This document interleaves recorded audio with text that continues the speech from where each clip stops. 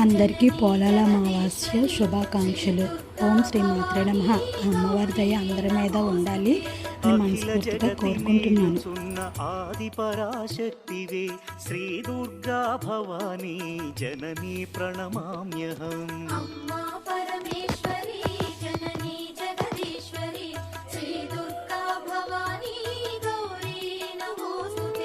ముగురమ్మల మూలమైన పెద్దమ్మవు నీవేలే, భువనాలను పాలించే అమ్మవు నీవే కదా.